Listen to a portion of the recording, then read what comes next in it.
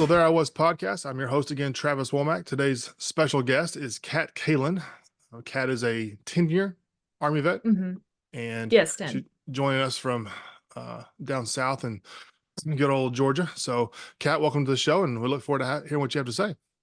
Thank you so much for having me, Travis. I appreciate it. So, just now that you press play, Yeah, everything gets weird, right? it gets Um, super awkward.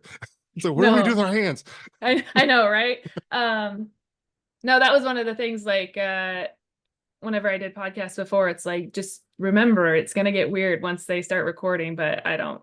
It's fine. If we can just have a normal conversation, I'm down for that. That's how I But like no, to do I it. appreciate you having me on, and it's been a minute. Like I haven't been on a show for a while. Like it's weird. It's funny because it's like you go on with your life and then you connect like how we have just from somebody putting something out there that you did in the military and it just like resurfaces everything. Yeah, But it's like yesterday, man. Like I yeah, think about it and I'm like, God, like Afghanistan was 2011, 2012. It's 2024, and I feel like I just got home like last week. yeah. It's crazy. It So no, never I'm goes just away. no, good and bad. But no, Well, let's I'm really excited to talk to you. let's just start kind of just a little bit on kind of what your career was. The 10 years, 2011, 2012 is a long time ago for in Army years. When did you Yeah. join? So I joined in 2005. I was one of those National Guard split option. Oh yeah, I know him well. Yeah, so I was like Um, I was a track stud in high school, and that was like my junior year. But I had a very, like, I guess you could say, unguided upbringing. So I knew I was smart. I knew I had the athleticism, but it was like, I don't know what to do with this. So, um, I remember some girl, I wasn't even friends with her. She's like, I'm joining the National Guard. And I was like, why? And she goes, well, I'm gonna have school paid for and I can go do all these things. And I'm like, that's like more information than any school counselor or my parents ever gave me. So, and then on top of it, she's like, and if I be a truck driver, then I get $10,000. And I'm like, yes. Sign me up. Let's go. You had me at So 10. yeah, and know it like my naive self of just like, oh, I could do that. And a truck driver, like that job is like right here in my hometown. So Right. aside from all of the possibilities or to reach my full potential, I joined as a truck driver. No shame in that game. And I went to basic training in the summer between my junior and senior year. Yep.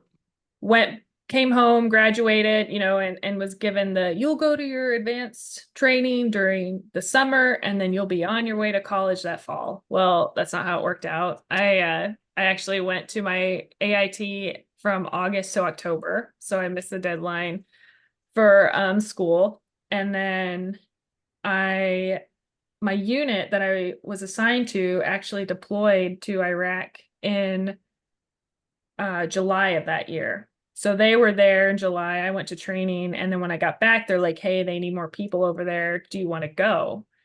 And I had a scholarship to run track in Nebraska. And I remember just thinking, go to college or do I go support this unit? And I was like, well, I'll go to Iraq. College can wait.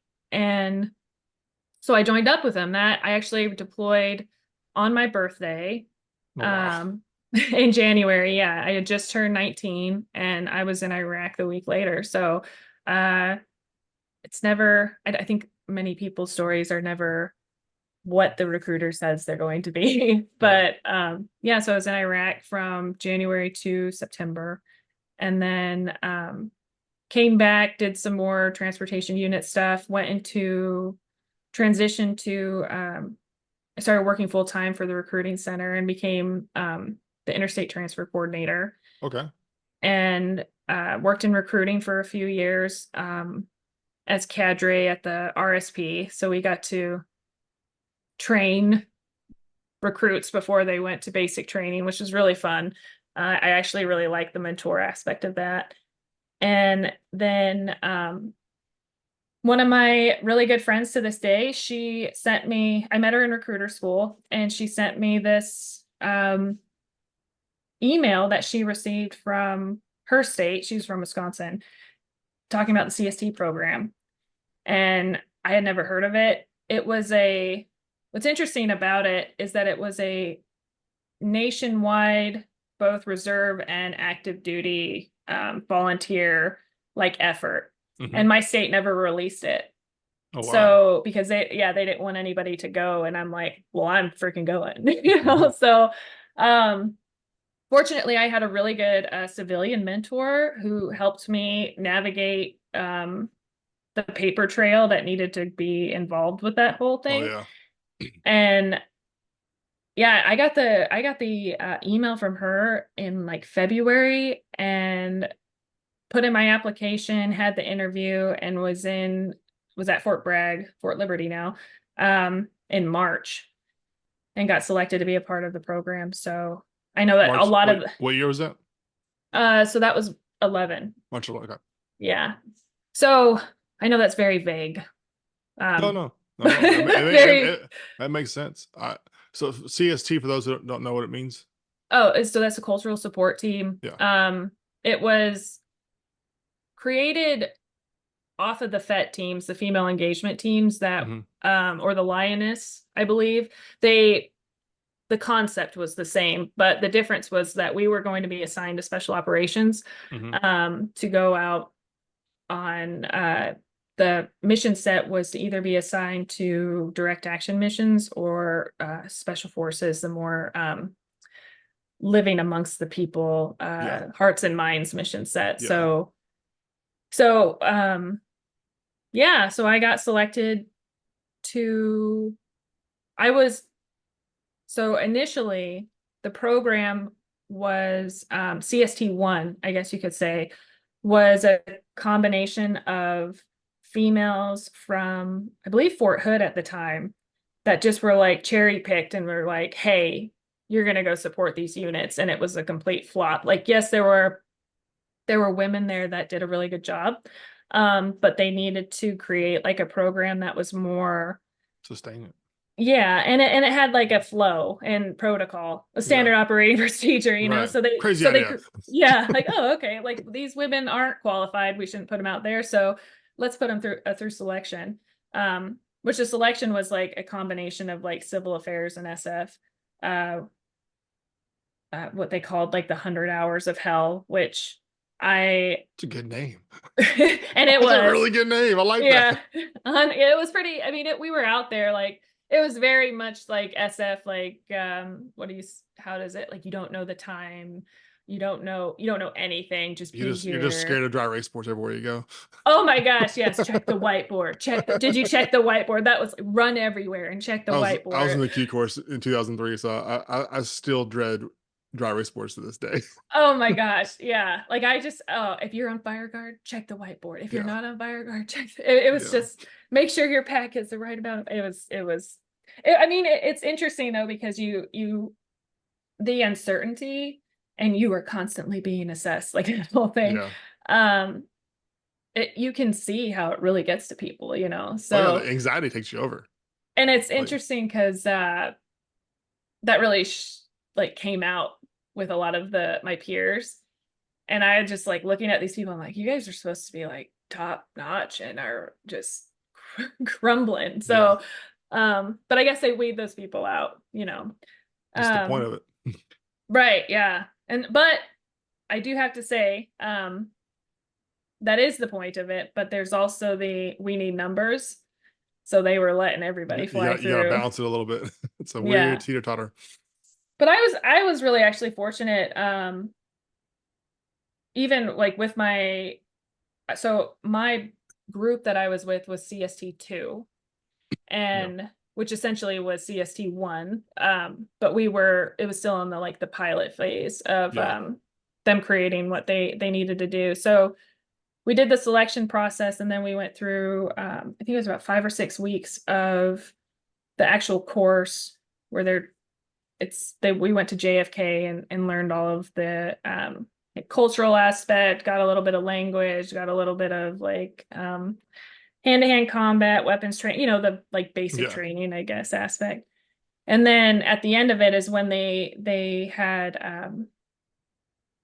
brought in whether they're, I guess how it was described to me is they put everybody out on the table and then selected um 20 to go support um joint special operations, so like direct Yeah. action, SEALs, Delta, Ranger Regiment, and then the remaining 40 would go support SF.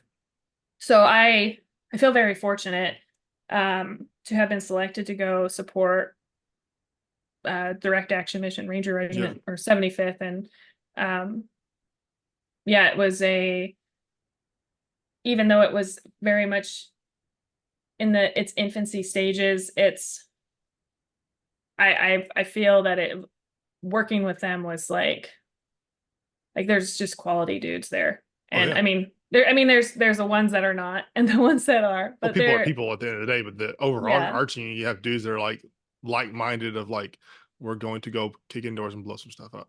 Yeah, and not, I mean that's a cool aspect of it, but Yeah. just as far as like caliber of people, Hmm. I feel very fortunate to have worked in that capacity.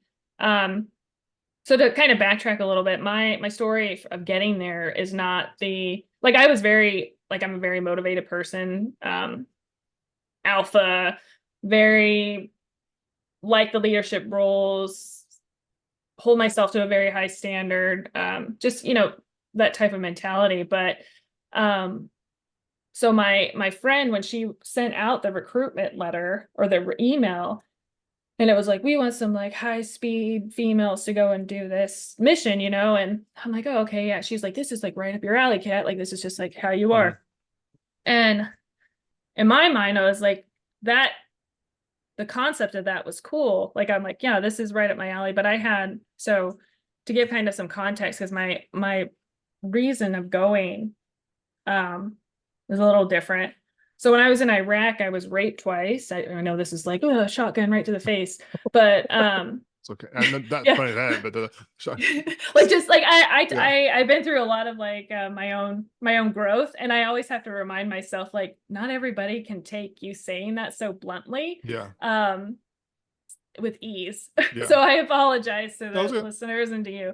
But no, so I was assaulted twice, raped twice when I was in Iraq, by a fellow service member. And when I part of the recruitment letter for the CST program had said that you, I wish I had it. A part of it was like you will be working primarily with men, Right. and my goal at the time, I'm talking about Cat circa 2010, 2011, was my driving force was like out of anger and spite. And they say like when I've talked to people who've experienced like assault or sexual assault, it's not so much the act of it. Like, yes, there's the act of it that is like horrifying, but there's also just the like how I fit in that piece, so Hmm. I like I said, like I hold myself to a high standard. I feel like I am a ethically and morally sound person.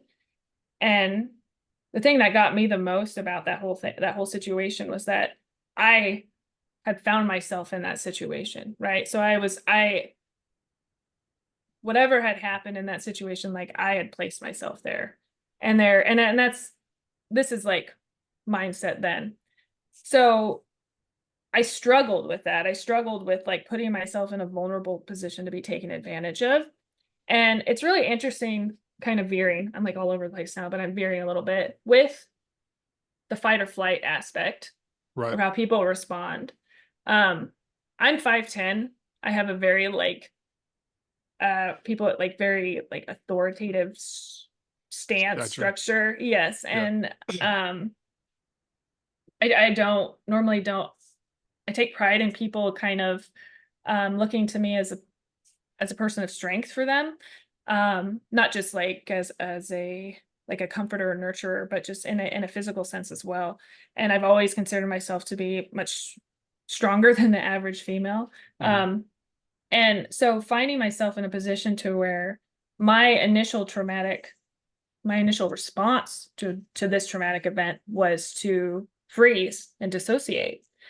And that was one of the things that to this day, even I have such a struggle with because I I power through Hmm. and I find myself like if I it's like the you hear like people say like if I'm going to be the type that's running into danger and I Right. like like I'm the one that's a hard charger and you're never going to do this and this to me. But what's so interesting about the brain is that you can have this intellectual understanding of how you are going to respond, but when it comes down to like absolute fear and your brain's ability to protect the whole organ, Hmm. you have no control over that. Right. So in that instant, I completely froze, which is now like a considering factor into like the fear response, fight, flight, freeze. There's a few other ones that Yeah. they've added on, They're but all F's. yeah, right, all the F's. But I froze and I completely dissociated during the situation. And I, the struggle I had was like, why the fuck did I do that? Can I swear on here? Sure. Yeah, I was I'll put okay. the E on there. It doesn't bother me. Okay. It's a Um, podcast. There's no rules. right. There's a, there's one rule. No. I was like, why? How, like, are you kidding me, Kat? Like, I just remember like this cycle of just like, this is not you. Like what? I don't, it's just, it was so confusing and damaging for a long time because I just, it completely just warped my sense of myself, Hmm. I guess you could say. So anyway, so moving back to the recruitment letter that had said that you are going to be working primarily among like large groups of men and you need to be able to handle yourself appropriately. And I'm like, this is what I need. For me, like being in the mental health mindset, even then, like I've always been a huge mental health advocate. This is even before my education and my career. But um I had been through therapies, I had been through different medications, and I'm like, this is what I need. I need to be put back in a situation to where I'm never going to be taken advantage of again. Yeah. So I was hoping going into it, hoping that I'm like, this is perfect. I'm surrounded by all these dudes. Something's going to come up and I'm just going to be able to like go to town on them. Like Right. wasn't able to before. So I had for my own, like, I came to this mission with a mindset of like retribution. Like I'm going to come out of this like better. Like I'm going to be able to validate myself that I'm never going to be able to go through that again. So, um, and the reality of the situation was that I I was when I like at the beginning of and I get like emotional about it because it's Yeah. like when I say like the caliber of men that I worked with was like is what healed me. Yeah. I got to Afghanistan with 20 other women. We were scattered across the AO. I ended up down in CAF with two other CSTs, and the amount of,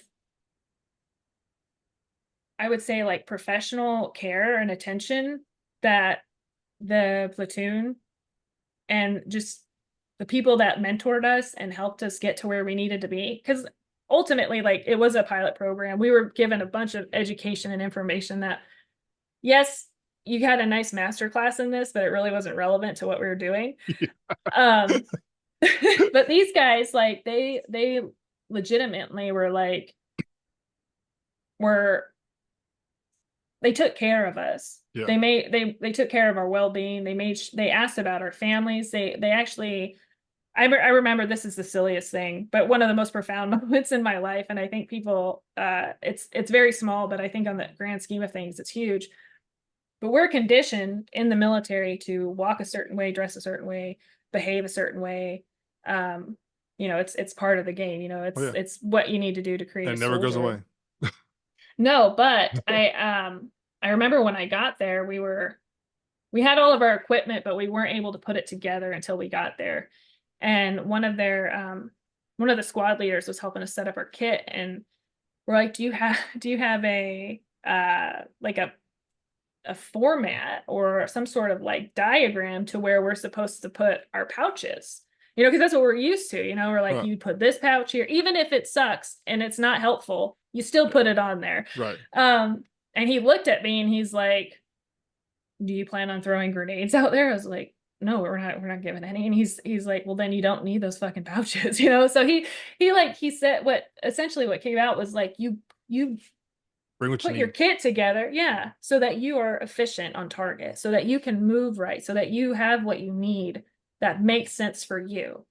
And for me, it was like, huh, like that makes so much sense, you know, Yeah. like I need to be, it's not about towing the line to check the boxes of like this person, my whole platoon, they all wore like in Iraq, I just remember us having to wear um the damn angel wings and the neck and Oh yeah. all the shit, you know, The and it's DAPs.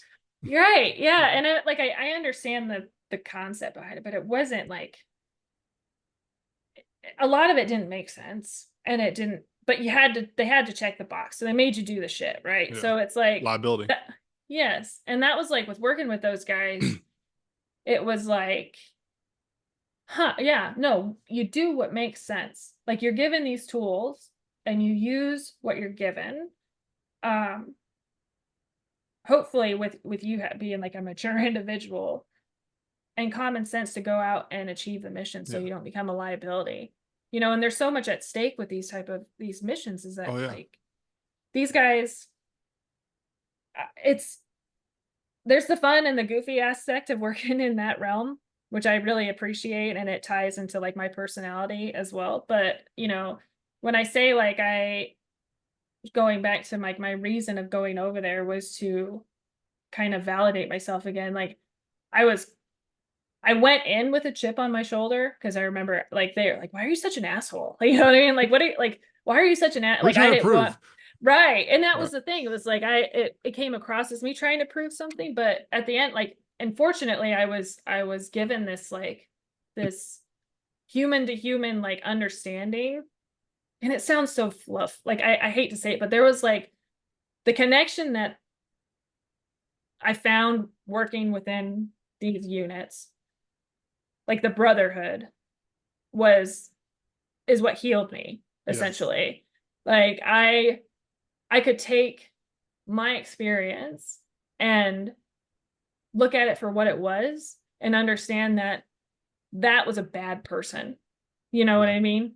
And that I responded in this way because that's what my brain and body needed me to do to survive. Yeah. And and the interesting aspect, like it's what's crazy is that my first firefight that I ever went into, my my fear response was completely different, you Hmm. know, or Oh my yeah. it is very like that I am very analytical. I analyze a lot. So I'm like, oh, look at what happened when you were your personal safety, as in like in that moment, personal safety being knowing that you are about to be extremely violated.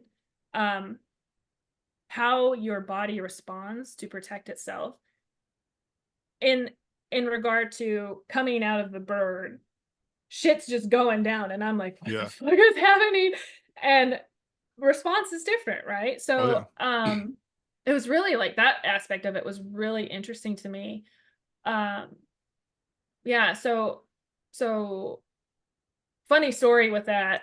When I was in, this was one of the things that I actually I liked about the training in the CSC program is that they brought in the SOSEP people, the Special Operations Excellence Performance piece, where they do like a It's very nice. individualistic, yeah, like they do like all of your personality, like Oh, I things you know need to them well. work on. Yeah, and they teach you, the thing that was really cool is that they teach you how to respond appropriately in life and death situations, so in the face of Hmm. fear, but how to go back to like a homeostatic Hmm. state. And you know, I'm sure you know, like they put you through a bunch of like to mimic the fear state. physical obstacles to increase the heart rate, tunnel vision, like all the components that come along with fear, but train you or to condition you to lower your heart rate, come back to like a more neutral mindset so that you continue on, right? So running through all of the obstacle courses, and then they hook you to the little monitor, and then you're not able to go on to the next obstacle until your heart rate goes into that green zone, right? Right. And the really cool thing too is like they taught us that if you associate a word or phrase while you are essentially calming yourself back to a neutral state, your brain will associate that phrase with you calming yourself down and increase your time frame of becoming more aware. So what they had taught us was that with the obstacle course was like, you need to get in the green zone. So you need to go green, go green, go green. They kept harping on that. So for me, it was really insane. Like going through that obstacle, and then like I remember just rehearsing that in my brain, like go green, to like, was my heart rate's going down, my breath is becoming more intact, and then putting that into action, right? So that first firefight that I got into, like I said, we were coming off the bird, like shit is like where I'm at the very end with the headquarters unit, so it's just like the RTO, the platoon sergeant, platoon Right. leader, or not platoon sergeant, PL, we're all, and the medics and stuff are all coming out last, and everybody's just like going like in the midst of chaos, which is really incredible to see too, because time, it does everything like slows down, but you're seeing how everybody like maneuvers so fluidly, and like I had been in combat like in Iraq, but not like this type of Yeah, combat, it's a like I whole was in different a drug. ballgame. Yeah, so coming out I was like, what the fuck is going on? Everyone's on the radio, and I remember coming off the ramp and my legs went to like straight jello, and I'm like, in my brain I'm like, what the fuck are you doing, Kat? Like I'm like, you gotta go, and I'm like, I'm looking around and there's like lights flashing and bullets are flying and shit, and I'm like, oh, go green, go green. And the craziest shit, and I tell people this, like I've taught it in leadership classes, I try to teach it to students, whatnot, because it's so profound, is that when I said that, it was like I felt like I was like Mario, where I just ate the mushroom and I was like, do do do do, yeah, and I just took off, man. You Like probably I, sang the song in your head. yeah, right, do do do do do. No, like I like took off, and I'm like, this is fucking crazy, So like I finally like I get to where I need to be, and I'm in this like cool like yoga state, like just everything is like doing what it's supposed to, like I'm following what's on, like no chaos, like there's no sense of crisis or anything. And I just remember like that is, if I learned anything about like how much the brain is like the tool it is, and Hmm. how the Powerful. physiological response, yes, how powerful, like when you can, given the right tools, especially in circumstances like that, um it's insane, like it's Yeah. so insane. And uh yeah, so I was talking about like the fear response aspect of For it. positive and negative though, like the will to go Yes, and the will to stop is. yes, yeah, condition, yes there is, and that's, I think it's interesting you say that, because I've had a few other peers of mine just recently that we was talking about the same situation, and it's the need to push through Hmm. now, even after the fact, is no longer necessary, but we still find ourselves needing to do that push. Yeah. um but no, it was very, working with those guys. Now I'm not gonna say like all, like every, like you said, you have a few bad nuts in the whole candy bar sometimes, but like it was really a very like enlightening experience. I feel like I got a very full circle understanding of what it's like to be a female in that capacity. Yeah. um like I said, I definitely got to experience the brotherhood and was accepted in that, Yeah. as far as in some, with some platoons. In some other platoons I was not, very much different personalities with different battalions. um yeah, we had transitioned into, there was a lot of mix up, so I actually went from, we had a bunch of injuries, and then everything's fluctuating and changing all the time, Oh so yeah. I ended up moving up to Shaw and working with some platoons up there, and in a Delta troop, and it was like even working with it's community and culture so Whole crazy different breed. different. Yeah, Oh, it's nuts, they're and awesome guys. oh yeah, and you can look within like the how, and I appreciate that like when I say like the caliber of men, like the ones that make it there or that choose to go there and make it there are like they're destined for that. You know what I Oh mean? Like yeah, you can pick them out from like the minute they are in basic training. yeah, It's just a quality of person. yeah. And Even ones that try, yeah, that's the thing is the selection right there is super small. You yes, know, yeah. And that's the thing is like they're wanting that potential. And I think they like you find that through the given the opportunity and the knowledge on how to oh yeah. navigate getting from like joining the military into special operations and then like how to move up into different units. Um, We were in direct support of them in '06 when I was in Iraq, and there oh was wow. a 3-man team that like live with us, and we're just a normal airborne infantry unit, not on the SOC side of things. And I remember very well. We got in a what's one firefight, and we watched this guy. He said, "Call him Damien." We're like, "That's not your name." He's like, "No, but you can call me Damien." We're like, "That's cool," you know. You're And like, oh. but like we get in this fight, and like 20 of us are watching him. We're like, "Damn, he's good." Like, oh crap, we gotta shoot back. Yeah. Like we all had that little moment of like, he's a whole nother level. Like You're this like, dude's it's the moth to the light. You're like, I want to it be really like was that. like it was like Yeah. I mean like we've been in we got in a whole lot of fights that Hmm. deployment, but like watching him, I never forget that one where we're all shooting and like we all pause. We're like, is he walking and shooting at the same time? We don't. Oh crap! We got to provide cover, or Yeah. something. And it was just the most like surreal moment of like this is happening right now, and like Oh my gosh, I totally know and that. but we get back from that mission, and he came to our platoon. I was in the scout platoon. I'll never forget. He said, "Hey, y'all come with me." Took our whole platoon. There was like 27 of us to the range. And he's like, "Y'all don't hold your weapon right," and he devoted the next 3 hours and we fired thousands of bullets at this Hmm. range. And it was like, y'all need to change how y'all do reflexive fire. It's like y'all are good, but like if you do this one thing, you can all be better. And all of us got better. I'm like, this dude just took 3 hours of his downtime to make us better. And then his other guys were going around our battalion and like they were taking every single platoon they could to the range to do 1 on 20 training, and devoting all their time to make all of us better. And I was like, Yeah. that's awesome.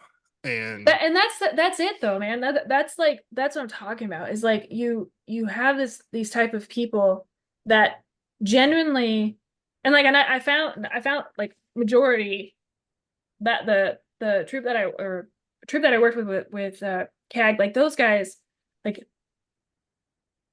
exactly what you're talking about. Like they take the time. And I find that I found a lot of people like that working in regiment too, that it's like those are the caliber of people that are not there for themselves. right. There for the betterment of their team and Yeah. their subordinates. And they, at the end of the day, yes, mission success, but they want you to fucking go home, Yeah. you know, both like physically and mentally, they Yeah. want you to go home. It's funny as I think that it's you talk about influence, and Mhm. change. And it's like I look back on that deployment for me, and there's the effect 3 guys had on 700 paratroopers. Yeah, It's like we did 19 battalion air assault missions, that's and crazy, which is man. a lot of helicopters as usual, Yeah. you know. And I remember we're doing these op order and these rock drills and and everything, and like you have the whole battalion in this massive freaking sand table we had built, and they're going, all the PLs are doing their little talking and stuff, and privates are like, I don't know, phase line 1 and 2, what the crap is going on, like I'm 18 years old, Yep. but they go through all that, and I'll never forget. We left our very first op order, and everybody walks out like, man, this is gonna be effing crazy. Oh my god, and we look over in the distance, and off in this little open patch of our little compound are those 3 guys, and they're doing like sitting, they're like side by side, and they're all doing like a little air squat, like they're pretending to ride in a helicopter. Like they're doing a walkthrough rehearsal of the entire thing that we just talked about. and like they like flew around and they all took a knee and then they moved over here and they moved. They're like, it's in the desert. There's nothing there. Yeah. Yeah. Yeah. They just literally did a complete walkthrough rehearsal of the entire mission. And we're like, oh, we should probably do that too. And Why are we doing literally the that? next day, without anybody giving an order to do it, everybody was doing it because we saw them Yeah. do it. And so after all of our operators from there on, the next 18 missions, like everybody leave and we all whatever chalk you were in, you all go out there. And we're doing. You see our whole unit doing air Mhm. squats out in the desert, and the people on Camp Spiker were like, "What the hell are they doing?" Oh, You it's know, the because simplicity of it. yeah, but it It's the worked. simplicity. You know, Yeah. And that's the and thing is like they break it down to like the very basic of like the human condition, yeah, right? So instead of just like throwing like you need to do this and do this and do this, it's like, okay, no, this is the expectation of what we want you to do, but we're going to guide you like full blown, not just speak it, but actually do it. do it The right. the walk or the crawl, walk, run method, like we will put you through that. I call it the learn to teach. I prefer that Yeah. Yeah, because it yeah. is same thing. I gotta ask a question before I forget. Sure. So I like to ask all the guests this in some manner, at least maybe a different version. Is male, female, combat arms, support, doesn't matter. I don't care. It's all y- change schools and junior high, doesn't matter. Right. Right? Yeah, There's a right. moment when you arrive and you're the new person, Yeah. right? And everybody kind of has this like aha moment of like, okay, I was the new person. I was like, oh, this sucks, until I went to lunch in junior high or until I got to go Yeah. to basketball practice or whatever it was. I know for me, I showed up at 1325 after the invasion of Iraq. I was the only dude in all of Bravo Company that did not have a CIB. So I was like, oh, this is like episode 3 of freaking Band of Brothers, the replacements. I am Yeah. not liked. So, but like, luckily for me, like 2 weeks in, we went to the range, and I've been shooting competitively since I was a kid. So I was like, this is what I do, and I Watch earned me work. right, and I earned a lot of respect when I outshot like dang near everybody. And Yeah. so for me, it's like, hey, I'm a part of I've made it into the acceptance realm, right? Mhm. So I would love to know kind of when you arrived, boots on the ground in Afghanistan in 11, kind of like you had Man, it was a lot of things that like I have to prove myself because I'm in this program, I'm a female, and all of that aside, because I'm sure that's a whole different discussion for another podcast. But like, what was your I've been accepted. oh, it's but see that's the crazy thing. That was the exhausting part of it. Because during my time when I was there, I worked with 175 in CAF, transitioned to 275 in CAF, uh, transitioned to 275 in Sharana, transitioned to working with a Delta troop in Sharana, 375, one platoon in Sharana, and then 175 again. So Wow, over the span of 9 months, you're talking about this aha moment of acceptance over and over and over again. over and over and over Yeah, and over again. And the crazy thing is that that's the culture of the platoon and the battalion and the people is so it's so imperative to integrating, right? So um I would have to say like a lot of that, it's really I learned one is that you're not wanting to lose yourself in the mix of it, but you're wanting to assimilate, right? So yeah, you want to be a part of the team. And that's the crazy part of it is that so initially when and I'm getting really analytical with this, but you're working in like the hierarchy of the platoons as well. So you have like needing to get in with or needing to essentially prove yourself or have that aha moment of acceptance with leadership. the leadership, um, the guys on the ground, like the platoon Oh yeah, itself, the different squads. You have like I know that I am not the first squad to go out. Like I'm not right. essentially like I am in support, I'm not the you know. breacher. No, right? I'm Right. not I was given the opportunity to see how that works, which is great, Yeah. but I'm not the breacher, you know? Like Right. I'm not the sniper. I'm not in mortars. Like I am a CST and I'm working in this capacity here. But there's that it's such a broad question because not only do you have that aha moment out on target, but you also have to have that aha moment when you're just hanging around the guys Yeah. in the jock or the Personality talk. and yeah, Yeah. So intelligence. yeah, so I would have to say that it's kind of crazy because you have that connection of how you perform on target. And I find that I think there's a lot of grace, fortunately, in with working with, and you would think that there wouldn't be, especially with the risk of what's happening, but there is a lot of grace as far as silly mistakes that happen. Hmm. And when I say mistakes, I talk about like uniform Dropped a malfunction. magazine. I mean, yeah, Yeah, like it's my we weren't given cry uniforms until like a month or two into the deployment. So I was wearing my duty uniform out on target, looked like a jackass. Like I had the knee pads that wouldn't fit on my knees, that slide down. oh Like yeah. we had just garbage equipment until they actually fitted us appropriately. Which after that, I was like, God, this is amazing. You know, like this equipment actually That's works. why everybody loves this place so much. Right? Like I want to be They in have here all the HKs. time. They have gas Right. pistons. It's not fair. Right? Like, but with in all right. You know what I mean? Yeah. Like they need for the mission. Like it's that's Oh another yeah. story.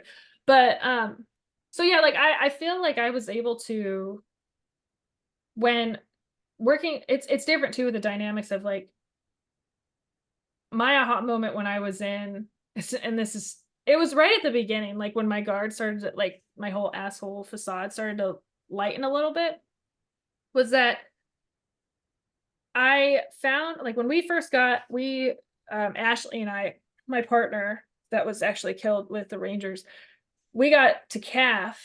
We flew from BAF to CAF. And when we got there, like we had so much equipment. Like I had probably like 4 duffel bags just full of bullshit, like just Yeah. stuff that just didn't matter. And when we got there, you know, we had been conditioned during this whole process of like, these dudes hate you. Like we were told that, like, they don't want women out there. You're a fucking liability. You like they've been doing the same job without you for this amount of time. Like that you're not needed. They hate you. So when we got to CAF and we came on and they unloaded all of our doubles, like threw them on the ground and stuff, there was this, he must have been like a PFC or something. He came to pick us up in the little white Toyota, you know, and he started loading our duffel bags into the truck. And Ashley, like we were getting our stuff too, but we're like, what the fuck is he doing? Like, why Yeah. is he helping us? You know what I mean? Like, we're the enemy, you know? Yeah. So that was kind of like the start of the aha, like acceptance thing. It's like, Yeah. no, like I started to learn that as long as you're not a liability on target and you do your job right and you can take a fucking For joke. anybody. For anybody. Yes, yes. It's standard across the board, Yeah. right? So like, I had plenty of guys and dudes. I'm like, okay, if we get shot at, can you just hide in the trunk and just don't come out until we're done? Like, cause you right? like Right. it's like terrifying, you know. And I mean, I'll tell you not to cut you off. No, This please. dude, literally, I was I had to escort our battalion commander. I was on the PSD for a little while, and he's in this meeting with a bunch of a bunch of Iraqis, and all of our trucks are outside, you know. And so I was bouncing back and forth to make sure all the guys are going. I go to one of these this dude's truck, and he's on his freaking cell phone, Yeah. like a local cell phone. I'm like, what are you doing? So I'm just talking to some dude, some kid. I'm like home or oh no, he's a local. I'm like, I'm going to murder you right How now. are you not putting two and two Like, together? are you freaking serious? Like And he's like, oh yeah, escalation of like force, jackass. when did you meet this kid? And he's like, oh, he lives right over there. I'm like, I'm. It took every ounce of restraint that I Yeah. had to not drive my buttstock through his skull, you know. Yeah. And I took his phone and full Article 15 to motivate him. He's an E1 eating rice, you know. And I was like, you will never go out with me ever again. I will probably murder you. You know, Yeah, this before is you get always somebody else murdered. yeah. I was like, good God, you're a moron. Like, how did you, you know? So totally get it. But you So, get, and you have that type like that is that you find that even in like these units that are vetting people, Yeah. like you can go through a selection process and play the part perfectly. Yeah. Still be an But at idiot. the end, yeah, but at the end of the day, and that's the great thing Yeah. about, well, you had done it too. You had mitigated this problem and made sure that he wasn't a liability Yeah. anymore. And that was one of the things that they had told us too, is like, hey, the moment that you are a liability, you will be removed. Yeah. And it happened. Oh yeah. Like we had when you And the Ranger Bat's notorious for it. Tearing off the yeah, skull in public and like you're done. they'll send you. We Like had we had some females that were sent home. Like, so when I say like 20 of us were selected to go and support the mission, um, and 13 of us came home. yeah. So we had the gambit of injuries, which I think that is a critical Lesson learned. component. Well, it's a component too of like you said, yes, it's a lesson learned as far as like developing Yeah. like new people into those type of units, but Oh yeah. also like and I say this lightly because it's individually based, but the biological differences Yeah. Oh, yeah. between men and women too. Um, but no, there was a female as well that was fooling around with some seal, and it's the craziest shit. It was they it came out to light, unfortunately, because of after Ashley's death, and she got freaking, you know, Yeah. kicked all the way back to the States. And like they don't mess around. There's no room for that shit over Yeah. there. Yeah. So Don't have it. so I, yeah. I got Oh, got quite a go psychology ahead. question since you're on that exact topic. Sure. So I'll give you a little context and then I'll let you talk for a bit. So I the psychology of having a female in a combat environment, not just any work, but combat specifically, or heavy lifting, or you can be working in a warehouse, it doesn't really matter. There's the I say the chivalrous side of men, right? Mhm. And to care. So in '06, we had a counterintelligence op was with us, and she was very attractive. She was about 5'4". She was very short, but she could crush a lot of guys in a lot of physical things. I mean, lifting was obviously not her strong suit, but she could run and she could carry weight, um, and she could fight if she needed to. But there was a lot of times where I was like, if it goes down and she screams "ouch," how many of us will turn? You know, and just because we're men, and if most of us are from the South, so you're doubling down on on Mhm. mindset. So I would like to know your thoughts on kind of, did you feel that, or how did you mitigate that, or what, just in general. Does that make sense? Yes, yeah, absolutely. I read what you're writing down. So I feel that is a possibility. I think it's it's very individually based. Hmm. I know that when we integrated into the platoons, many of us, and I'm speaking just from my group, I'm not like from my CST group or my CST experience. Um, and they're so different for everybody else. So I this is my own testimony, but I feel that um there is this little sister Yeah, protective factor. Um, it's better phrased. I think that I th- I think that that is a possibility. Absolutely. I think that ultimately at the end of the day, when you find yourself in a situation like that, you I'm trying to think of like a scenario.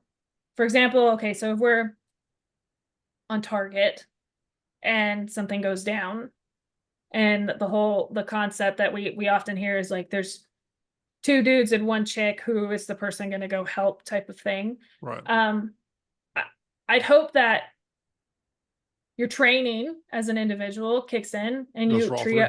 you triage, yeah, you triage appropriately, right? Right. You do what you're trained to do. um and I think that that's one of the things, so that I come from a very like preventative mindset. Hmm.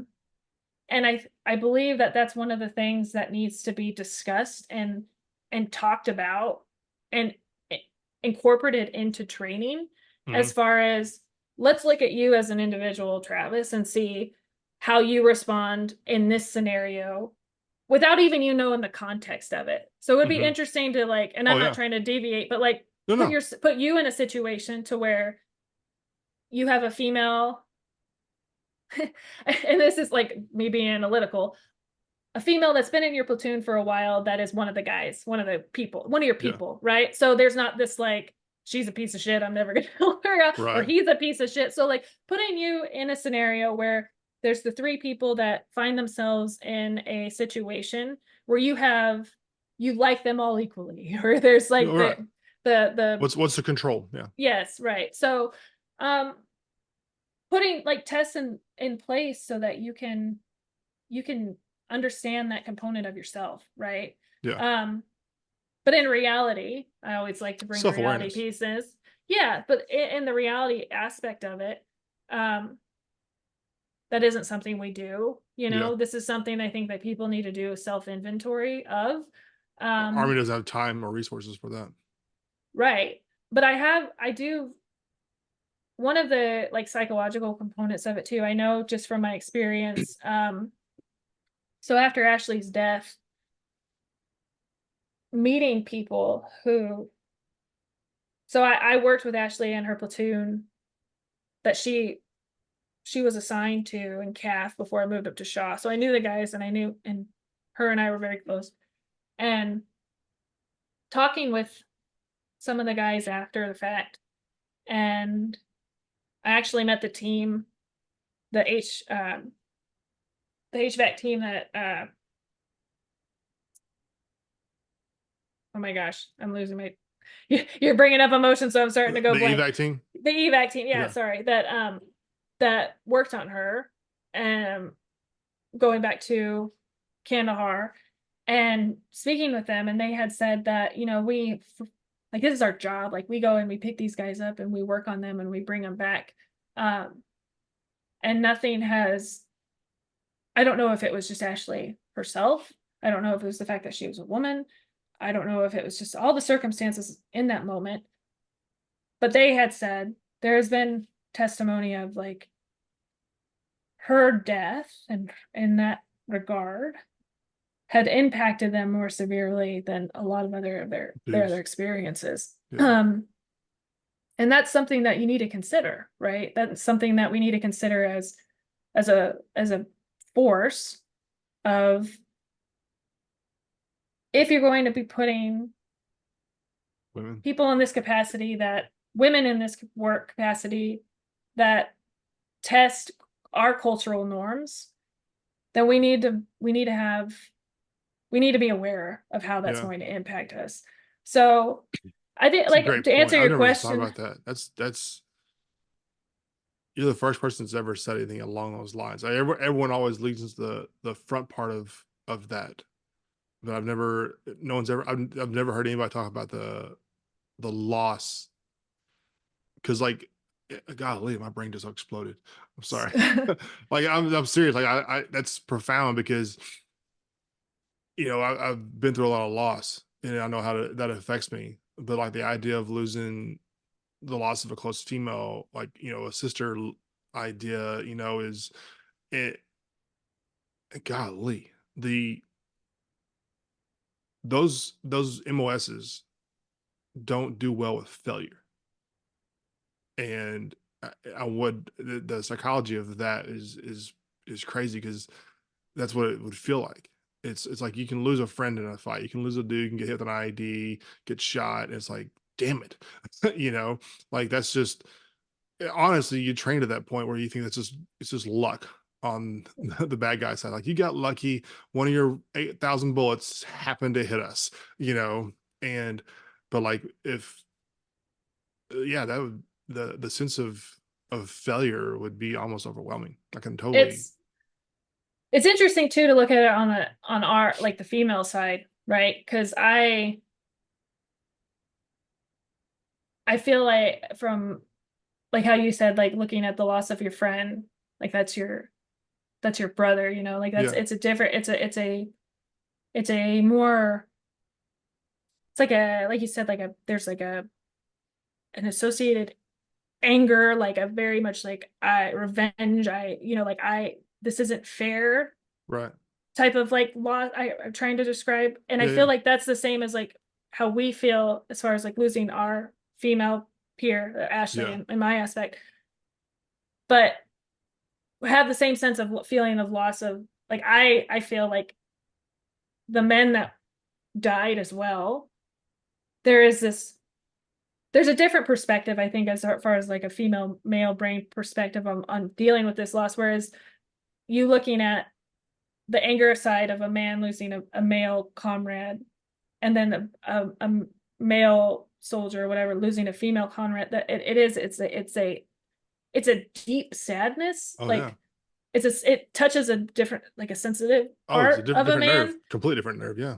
especially in regard to how that person was associated with you, you know, and you look at the whole picture too, like you have one female with shit 30, 40 20, kids. Yeah. yeah, and it does it hits differently, Yeah. um because there's the anomaly that is Yeah. like she's that's different, that's Yeah. something special Well, you're that is rare. to you, yes, I mean, right, I yeah. mean, Like, but I feel I mean, weird, but it's true, but yes. it's rare in the numbers, but it's also you don't of all the females in the world, not a lot of them are like, you know what, I want to do obstacle courses, jump out of a plane, kick indoors, and blow some stuff up. It's a Right, rare like trait, yes, yeah. and so like it's like holy crap, she does exist. They do exist, But that's to kind of, I don't want to change gears, but that's one of the things that's really interesting now is that you have, like you had said, you find people that you are women that it's weird because like, so let me preference this. So we were over there in 11/12 and Ashley was killed in October of 2011. The combat ban was removed in 2013. So, which actually came out of Ashley's death. Like, for instance, there, I guess from how this transpired was, there was a panel going on about women in the military, and like, oh, you know that Ashley White was killed with the Rangers, and she's like, the panel was like, oh, not with them, like maybe on the fob, but not with him. And it's like, no, like she was with them. out with the ranger, like Yeah, out on a raid, like on mission. Like she yeah. wasn't typing, you know, like she was out there. And it that's what people like scratching people is like, oh, there are women out there, you know, like Wasn't there water in the chow hall? right. Yeah, So it's but they're not it's the label, like you're an enabler, you know, so right. you're an enabler on target, whatever. So from there, um you know, just discovering that the women are in combat and doing these type of jobs, but also, um, oh goodness, I had a point to this and I just lost my train of thought. It'll come Um, back. Well, good. bring It, me cha- back. it changed the army's narrative to like to remove the ban in combat arms. It was right Yes, after that because that was 2013, 14, yes, 13. Yeah. yeah. Damn it! I bring me back to what we were talking. This is like my trauma brain happening right now. Um, there was a point to this. Bring me back to the conversation topic we were just at. Loss of a female comrade was just before that. It'll come to me. It's all good. It'll come to. God damn it! This happened. This isn't my. Oh, you're This not is. alone. Don't worry. I do it all the Yeah, time. I was like, fuck, Mid I sentence, you're had a like, point to squirrel. this. It's not even, it's just like I lose it and I apologize for that. But Well, yeah.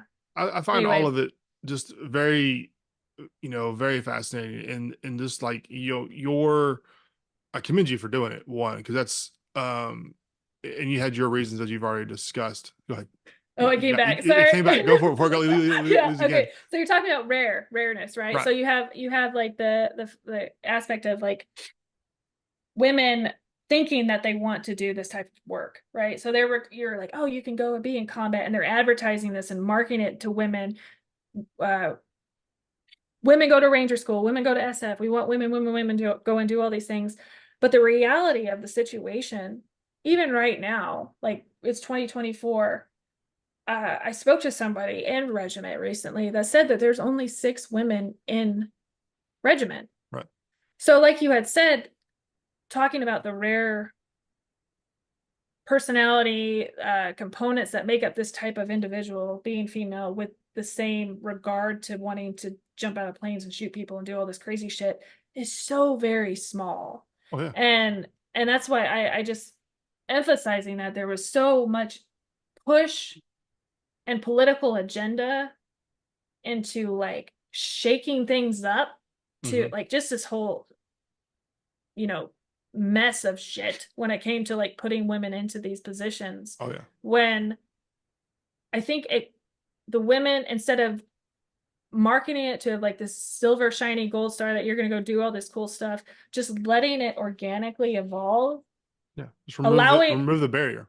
remove the barrier, but let those that are actually wanting, like you like wanting to do that type of work and are capable, not just physically, but like have the personality and the construct to do that, let them gravitate towards those positions instead of Yeah. trying to push it, you know. Yeah. And that's why I'm like, God, I knew there was a point to this, but I feel like it came from such a mess of how like Ashley's death kind of promoting this whole like removing the ban of women in combat, Yeah. and then like making it into something that one like created a narrative of like women are trying to take over and women's rights and all this bullshit. Like, no, just open it, like remove the ban, and what is it Let it like? happen.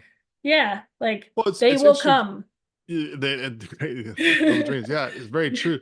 But I think there's, you know, men have been allowed to do infantry for a long time, you know, and I was in 83 firefights, and Uh, and I can look back at all those as much as my memory can recall, and I journal quite a bit. Yeah, I know I journal, no, that's great. but I am it's a thumbs up. but I can look at that and say, in the slow motion playback, right, Yeah. of a fight, and realize like, hey, who locked up, and Mhm. was I the one that locked up, and there's, I'm sure you've seen Saving Private Ryan, right? Mhm. In the opening scene, obviously it's freaking insane, but there's a part of that opening scene where Tom Hanks's character is like in that little daze, right, and he's looking around, and there's the dude missing his arm. He's like looking for arms, right? Well, he's just kind of like this, like looking around, just kind of oblivious. So that I lived that exact scene.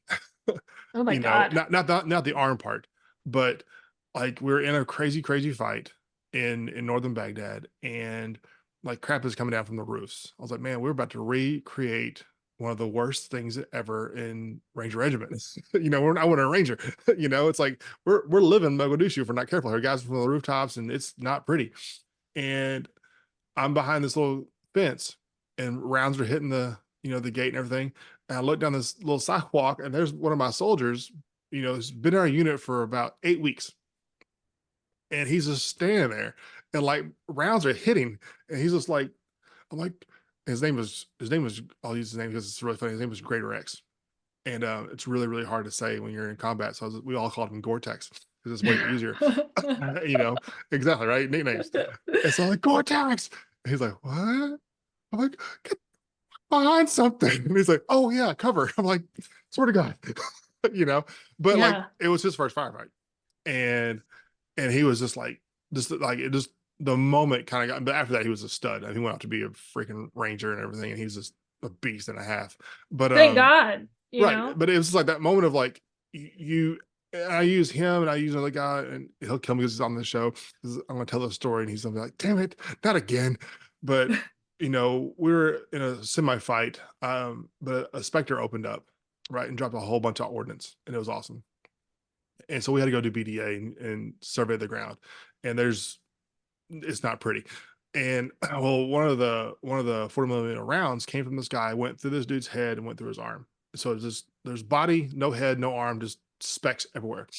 And we're walking up, and there's fire everywhere. And I had this brand new guy. Like, when I say new, he went to basic training, airborne school, reported to Fort Bragg, had a week of of indoctrination, was released on Friday, got to our unit. We're there. We're still there. We haven't deployed yet. Oh, okay. He got to us on Monday morning, and we were wheels up on Wednesday. Okay. Yeah, that's This fight is the following Thursday. oh my God. So like, I mean, this dude like was in high school a few weeks before, you know, and like so the whole flight, He's still jet lagged. yeah, and I'm like vomiting like all of our SOPs of how we do tap, Hmm. squeeze, how do we go left and right in doors. I mean, I'm just like, dude, I swear to God, don't get me killed, And we got our platoon got 6 of these guys like this, brand spanking new, right before we left. We're like, what the crap? And anyways, he's one of them. Great dude, love him to death. We're in a group text to this day. It's great, but Oh, good. in this fight, and we walk up on this body, and like, dude's dead, right? Ain't got no head. And but I looked at my buddy. His name's Waffle. Literally, his last name's Waffle. And which is like, dude, you picked the wrong MOS. But Right. and like I could see in his eyes, like the oh shit factor was getting pretty high. Of like, there's fire everywhere. There's a dude over there that's got like 9 broken bones. There's 3 bodies on the street dead. This dude's got no head, and we're just walking around like, it's really hot. It's in July, in Iraq. And so I got my buddy Chris. I was like, hey Chris, I said, Waffle's about to lose it. I was like, we gotta do a EPW search on this guy. He was like, you are effing horrible. Like, I know. So I was like, Waffle, hey, pull security on this guy. So, okay. Puts his gun there. I mean, puts his muzzle this far from a head that's not there, you know. Yes. And Chris grabs the other shoulders. Like, if he moves, you don't hesitate, just pull trigger. He's like, all right. Well, you got him? You got him? He's like, yeah. Dude, he ain't got no head. He's still going through Like like his brain was not he's like standing in parade processing. rest while you're talking to Yeah. him, you He was know? just like, yeah, he was just like, and he's like, that's fucked up, and walked off. Yeah. you know, but like it brought him back. That Hmm. little bit of moment of like, and I think we all have that. We That, have to. but after that, that moment doesn't ever really Mhm. come back. But I think that's the very very beginning, talked about the fight or flight or the other F words and stuff of things, and I think there's completely different circumstances of Yeah. how the brain, but talking about coming off the helicopter and like, go green, is like that's the exact moment in a combat situation of like, you can buckle and you can be the guy crying on the stairs and saving Private Ryan, you know, Hmm. and we'll all just leave you there and come back when we're done, you know, or you can join the thing. And I think the to sum all this up, for me at least, and I would love to hear your last thoughts, is the bottom line is just do your freaking job. And if you Yeah. can do your job and not be the liability, I don't care. And I speak for most people. I don't care if you're a guy, girl, a guy who thinks is a girl, a girl thinks is a guy. I care less. Is pick up the weapon and do the job. And I think that's the part that doesn't get said from those that are on the ground, is that's what we care about, is, is just grab the weapon and shoot. And all the other stuff is way above all of our pay grade. Hmm. And people make really weird decisions, and some of them we don't agree with at times, but it's like, at the end of the day, just do your job. And I don't care if you're a truck driver, just do you drive the truck? Are you a liability? Do you put it in reverse and don't use the mirrors? Well, that's a liability. So Right. I think the premise of that is at the end of the day for everybody is that. And but that's my summary. I'll take your last thoughts. No, I think that's so true. As you, like I had said before, is that you can say all day, you know, oh, I could handle this. Like they could shoot me all day and I'll just matrix my way out of it, you know. But at the end of the day, like when you're in it is when the truth comes out. Yeah. And and coming out of that one mission I had said about how like my legs like buckled and gelled and everything, and I remember sharing that with I was still working with that CAG troop then. I was on that mission was with regiment. Um but they coming back and sharing that, and one of the guys had said, he's like, you'd be surprised, like people go out there and they piss themselves and they Oh they yeah. vomit, or they like you said, they freeze and they stand there, they don't know what's going on. But I think, you know, like I said before, like I come from a preventative model, but normally what in hindsight, looking like, yeah, like you talk to people about like the possibility of you freezing and fight, flight, or whatever, people that can just navigate through that from their own experiences. And like how you had said too, like once you experience it, there's that point where you, however you experienced it, it's just like that one time, one Yeah. or two times of you kind of like getting initiated, right? Yeah. So, but I think for my thought process on it is that I think there comes a level of compassion and understanding that our life experience has prepared us for those moments, whether we are prepared or not. Yeah. And at the end of the day, when you find somebody who isn't, like you had said, somebody who frees, like your friend who had and stood there and had like bullets flying around him, Yeah. at that moment looking at him, you'd be like, this guy's a fucking liability, Yeah. like I can't have this happen. But then going back all the way to like removing the military, removing everything that we're conditioned to do, going back to like our basic like human principles of like connection, I think coming from that experience and giving that person an opportunity to move through it and kind of debrief themselves and Yeah. offering them grace, because there's shame associated with that. Like I have Oh heavy yeah. shame turning into jello legs and Oh talking yeah. about it and then finally moving out. But I think coming back when you're in like a safe environment with your guys and gals, like your group, and being able to navigate through that response and in a safe and like understanding environment, which is like, I know it sounds like fluff, but it's true. Like It's the truth. the human connection that we need to Yeah. move through that and build resiliency To laugh at is from ourselves. is from understanding it, and at the end of the day, like love and compassion. Yeah. And I think that's like, as much as I can put all the tools in place and all the practices in place on how to create prevention. Like, yeah, you need to run all these infantry guys through that obstacle course so that they know how to like go green. That's not reality, right? Yeah. Like the reality of it is like use the tools that we were born with, Yeah. which is innate connection and love and humor. Yeah. Oh, Like, humor man, is the you ultimate. fucking folded out there. Like you're Yeah. lucky you didn't get your brains blown Oh, out, it's but nonstop. I think that's the greatest tool there is. And like, I mentioned we have a group. There's 17 of us in this group text, and then it's been going on for 15 years now, that's and incredible. it is not G rated. No, you absolutely know not. but it's our safe place, right? But like, and like we still live in these stories of the other days, the other years, yesterday years, whatever the term is, but like the mistakes of then, like, are never ending. Like Yeah. anytime, so we had one dude he stepped on a power line that was after a fight. Hot wire, Yeah. hot wire, hot wire, Oh God. and we Yeah. we kicked him off of it. That dude cannot talk to this day. If he puts a Oh. message in that group, the amount of Raiden gifts that come back is just never ending. He's just like, guys, swear to God, it was 18 years ago. We're like, still funny, It's dude. still, yeah. It's like, I just want to know what kind of freaking milk y'all use in your coffee. And we're like, Raiden wants coffee, you Oh my know? God. Yeah. So, but it's funny. It's like we all watched him like literally get electrocuted, and we're like, do you like naturally just turn left from now on? How's that work? Is your leg? He's like, so Just give me a minute. I just need a minute of peace. I think, but that's a form of connection and love, oh yeah, And that's like one of the things that I'm really starting to realize through my own practice, like in therapy. I, like my goal was to become a therapist, and yeah,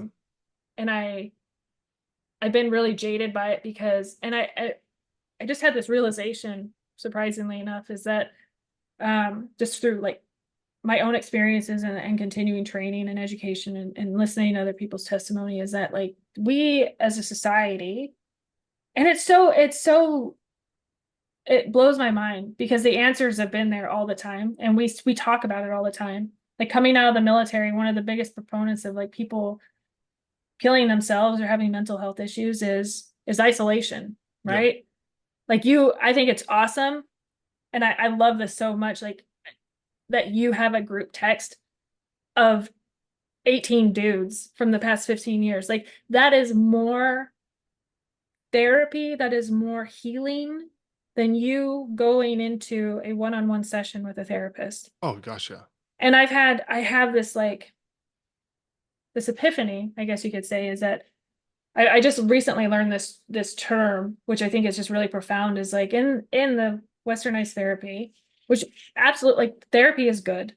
I in the right context and the right tools with the right therapist, there's a lot of healing that can take place on an individual level.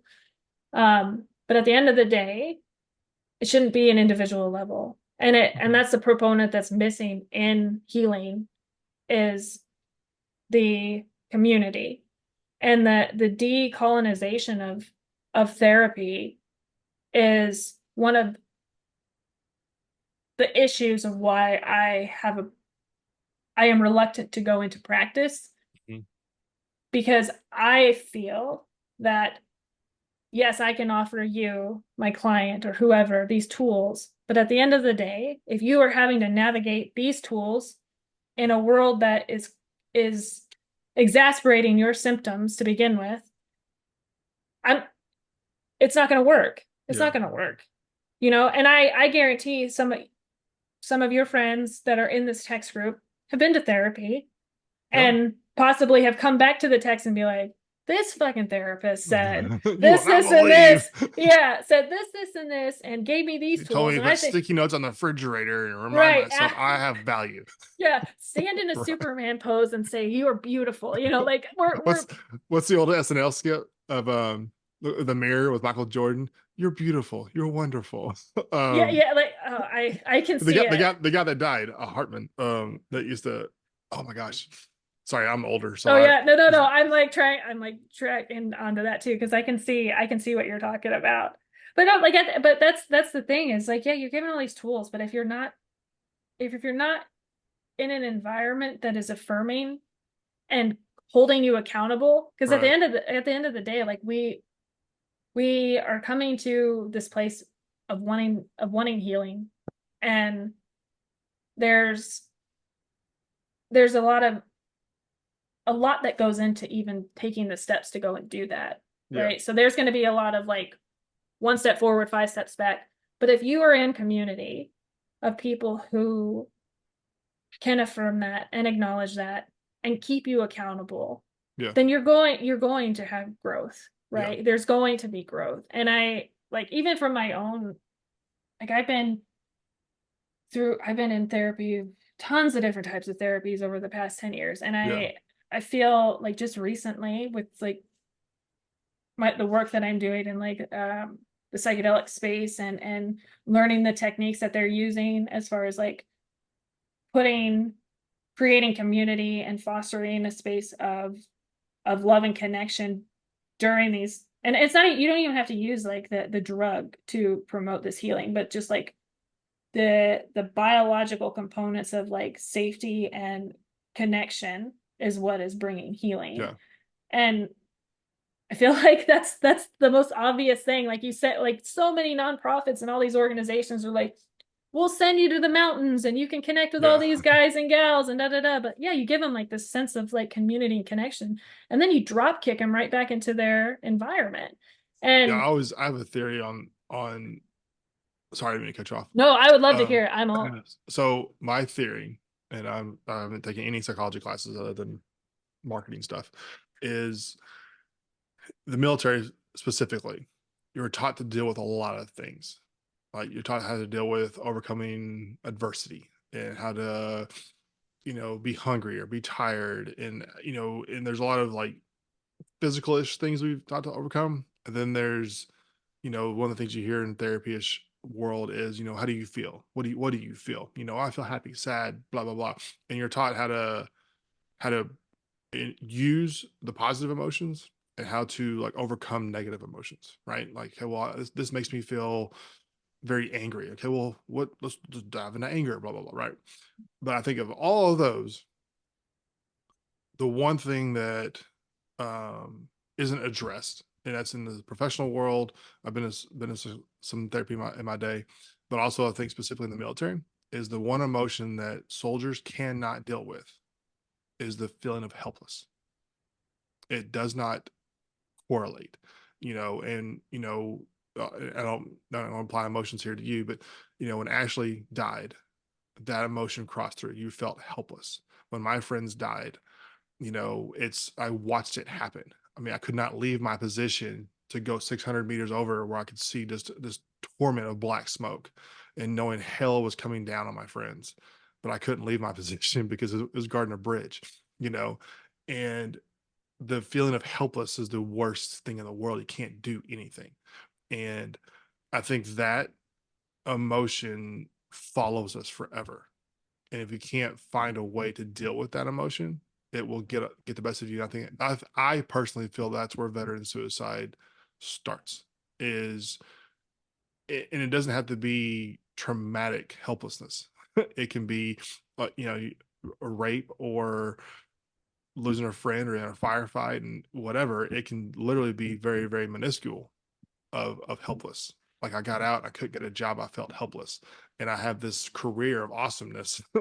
And like my friend that took his life, I'm like, dude, you were a stud. Like what the crap, you know? I mean, the general in 2015 was pinned 3-star and killed himself that night in his garage. Was going to be Yeah, it doesn't commander matter. was going to be the commander of Army Space Command before Space Command became a thing. I'm like literally was taking command the next day and hung himself in his garage. I'm like, it's like the world's your oyster. You just and you would think. So I was like, there's a feeling that took place there, and I knew that guy's why I always bring him up because I was in a room with It's him. heartbreaking. Well, he'd chewed out my commander for one of our guys committing suicide. Like you're a horrible person. I'm like, then he went and did it 2 years later. I was like, I really bothered me, And looking at it, it's like you're having your demons then, and so I've always thought that because I know how I felt. It's like that's Mhm. the when I feel that emotion is when I am probably my most angry if I I think, have anger. yeah, no, I resonate with that a lot. Most of the things that come up with when I start to spiral, because I cycle through heavy depression periods, and that feeling of helplessness, Mhm, and it grows into incompetence. You're a mhm, loser, you're a piece of shit. right. Nobody You hate is going to yourself. stick around. Yeah, it's just a cycle. And I have found that it's it's it's easier said than done, Hmm. absolutely. Um, but if you can acknowledge that feeling and give yourself a moment like to sit in it, Hmm. because Embrace. people don't want to sit in it. They don't, they feed it. They absolutely feed it, and they get involved in it, but they can't sit beside it and really just take it for what that feeling is. And then when you find yourself in a space where you can, where if you are in a space of awareness, I say, and are in a place to do this, look into that helplessness. Where what else is coming up for you? Where in your body are you feeling this helplessness? Hmm. And then breaking it apart to where it can trail all the way back to, like, there can be so many things that align with that helplessness, where you can say, this is a feeling that I it brings me back to the time where I couldn't leave my post and I Yeah. saw my friends die, Right. and then unravel that as well, and giving that acknowledgement. I think that's one of the hardest things that we in this community, is that we don't want to face the absolute truth. Like, we can see Hmm. what is in front of us. I feel like a piece of shit. I'm a piece of shit. Well, Yeah. no, that expands to feelings of helplessness and anger, and I think people should give themselves permission to acknowledge how they really feel about things. Yeah. You think you always go into, like, you have to have this specific dialogue, this script that you're supposed to follow as far as how you're supposed to feel and do things. And yes, we're going to find ourselves falling short, in life, but taking it at that moment and just kind of sitting with it. And like you said, like, offering yourself grace, which is very difficult for us, Oh yeah. but going all the way back to the we don't have to do this by ourselves. Yeah. there's that acknowledgement of you can come to terms with what you're seeing in yourself when you look in the mirror and you see like helplessness and you're a piece of shit and you should have done this, and there's all of these things tied to that. But even if you don't want to share all of the what's going on with you in that defining moment, just getting in a space of community Oh yeah. can will allow you to move Yeah. through that time. Isolation is the worst thing. It's the worst Yes. thing. Yeah, Well, that's absolutely. why they put prisoners in isolation, because it Yeah, is the worst thing. it is.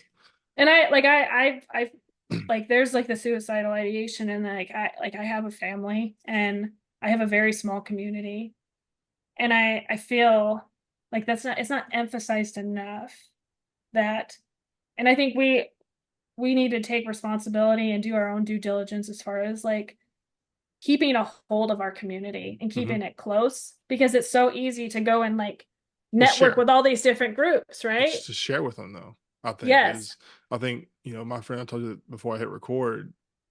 That took his life. His parents knew none of those stories. None of them. They didn't know half of our names. Never Yeah. heard them. It's like, how do you go off? You've been out for 10 years. How many people have you told? Oh, this guy named Johnson, or this guy named Smith, or whatever. This girl Ashley. Like you tell these stories of like, oh, it's so funny they tripped on this one day doing PT and we all laughed, or whatever, Yep. and they didn't know hardly any of these stories. And it was like, that's tragic that It he is. couldn't share the time we had KFC delivered to us in the woods during the field problem, which is hilarious, That's or amazing. yeah, this we texted a 8-digit grid to our PL's wife, and she dropped off KFC. True story, Oh, that's awesome. you know, That's the best. and how we jumped into a hurricane, because that's a fun time, because they were not going to scratch the jump, all these crazy things, right? And but they're crazy stories. They're just fun, being a toe jumper sucks, and And that's the thing about this, as well as like you find yourself, he may have alluded to some of these experiences, yeah, but there's this disconnect because they're not in the environment, they're not yeah, in the culture, they're not in the demographic, that they the just don't civilian military understand. disconnect. Yeah, the capacity of it. Like Yeah, this is the first time I've ever met you, Travis, and I feel yeah, like I've known you my whole life. yeah, Like I feel like we have a common language, we have a common, yeah, there is an energy that's flowing between us that I yeah. feel like It's fun. it's a common Oh yeah, we find this in that community. yeah, And I think that's where I said like we have a, for our own health and wellness, and just like we deserve to be here. At the end of the day, like I just same, like I have intense grief and you know survivor's guilt as far as the circumstances around Ashley, and it fucking sucks, man. It it sucks does. all the time, especially with how things have transpired with the war and everything, political notions aside. But That's a whole nother episode. like we're here, right? Yeah, Like we're here, and we deserve to be here, and we deserve love and connection and support, and it's there. Like there's so many of us out there, right? And yeah, like that's why I feel like I'm not gonna lie, like I was very anxious about coming on. yeah. I feel like this anytime, like I it's just a, like I had to do my breathing exercises. Like it's silliness, but Hey, it's where we're well, at, prep right? differently. Yeah, But now, like coming and talking to you, like it's just I guess it's been very therapeutic for me, because it's yeah. like where That's why I the exist. and I appreciate that. I appreciate what you're doing as far as putting this out there to the world and connecting with these people, connecting with fellow veterans, and sharing these stories, because anybody who listens to these stories that is a part of our community will feel this connection. Yeah, Will feel, even if you can't find your community in a moment of despair, you are offering this outlet of listening in to like that's relative. yeah, And if I could speak to anybody like right now, then just like it will pass. yeah, It's painful, but it will pass. And here's the thing: it's probably going to come back again. yeah. So prepare yourself. But that will pass too. What's the You phrase? know? This too shall pass. Is it? Yes. Yeah. That's Yeah. that's great. Well, I think that's a great earmark, because we're I think an hour and a half into this, which is great. I may have to Yeah. break this into 2 episodes. No, this is fantastic. I told you I Uh, was a chatty Cathy. no, it's your name also. So, but Yeah, right. so, um, but I'll definitely have to come back and have you on again because I think there's some great content here to share and definitely do a round two because I think there's a lot of things that people as you continue your schooling we can definitely dive into. So, but let's wrap it up there and Yeah. call it a day. And it's lunchtime for me, so I gotta eat. You Yeah, I know. I can't know, believe it's already so one. but but thanks so much for taking the time. And if you're new to the show, first time listener, or a long time, it doesn't matter. Just please subscribe and turn some notifications on so you can hear great content like Kat's and her stories and others out there. And we'll see you on the next episode.